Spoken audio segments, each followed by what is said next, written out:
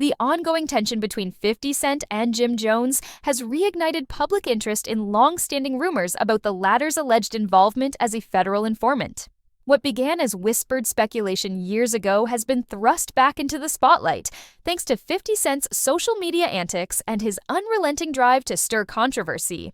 Using his platform to share images and captions alluding to Jim Jones's supposed cooperation with authorities, 50 has not only kept the narrative alive, but also amplified it to a new generation of fans. The allegations trace back to the infamous Tekashi 699 trial, where wiretap evidence implicated Jones in discussions about gang activity. Despite this, Jones walked away unscathed while others faced serious charges, fueling widespread suspicion.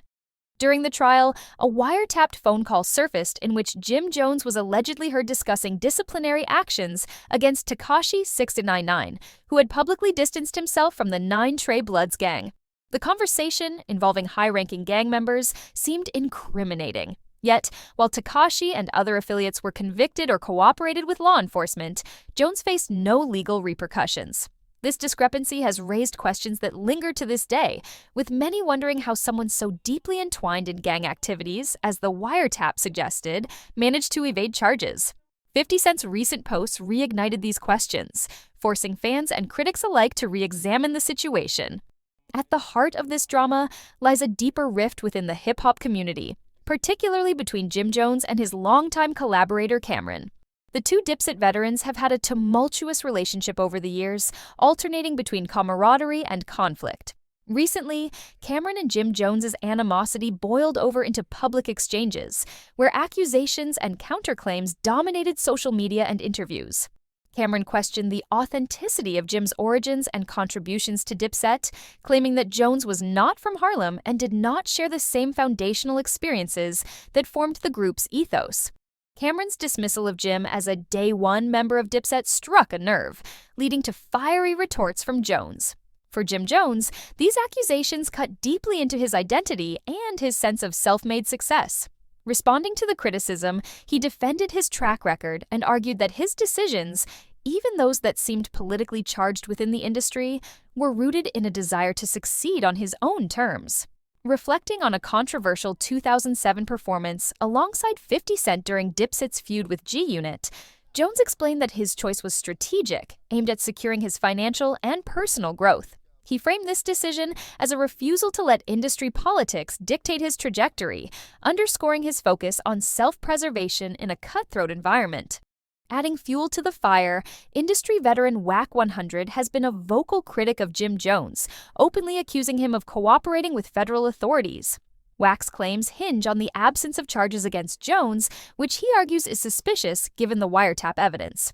This narrative gained traction when Tekashi 699, a polarizing figure notorious for his own cooperation with law enforcement, supported the notion that Jones's lack of indictment indicated some form of collaboration with the authorities.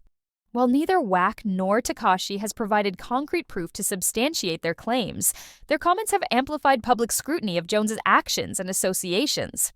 Despite the mounting speculation, Jim Jones has consistently denied any involvement with law enforcement.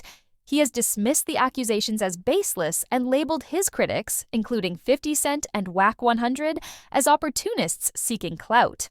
Yet, his responses have often avoided directly addressing the core issue: why he was not charged when others implicated in similar circumstances faced severe legal consequences. This gap in explanation continues to fuel skepticism, particularly among fans who see his silence as evasive rather than exculpatory. Meanwhile, 50 Cent's role in this saga cannot be ignored. As a master of media manipulation, he has leveraged his platform to keep the narrative alive, often injecting humor and provocation into serious allegations.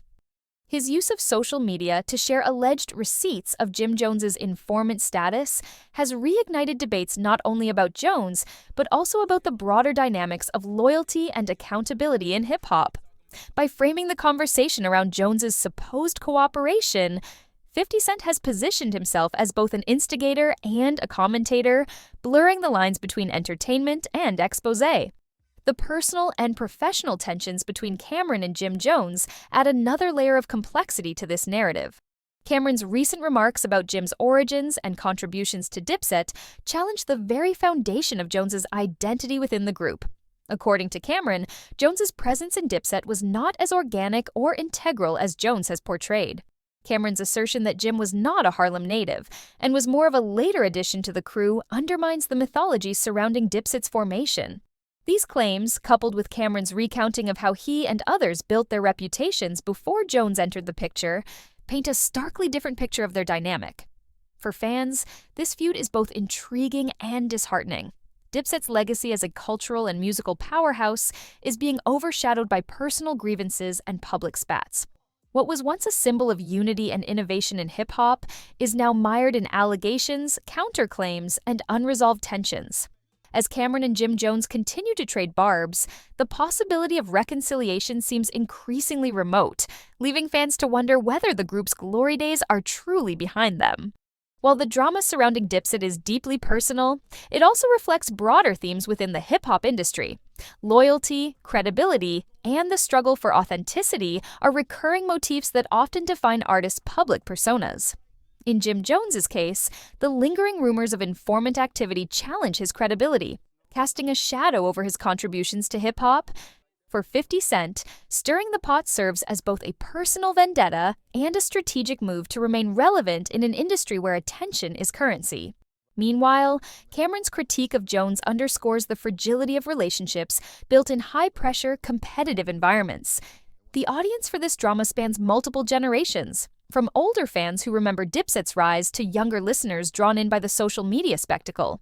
For those in their 20s and 30s, the story is a mix of nostalgia and intrigue, offering a glimpse into the complex dynamics of an era-defining group. Yet, as the narrative unfolds, it also raises uncomfortable questions about the cost of fame, the nature of loyalty, and the ethics of public discourse. Whether or not Jim Jones was involved in the activities he's accused of, the court of public opinion has already rendered its verdict, one that may shape his legacy for years to come. Ultimately, the saga of 50 Cent, Jim Jones, and Dipset is a reflection of hip-hop's evolution as both a cultural movement and a business. It highlights the tension between artistic integrity and personal ambition, as well as the enduring power of storytelling, whether through music, media, or rumor. As the debate continues, one thing is clear: the legacy of these artists will be shaped not only by their music, but also by the narratives they create and the controversies they navigate.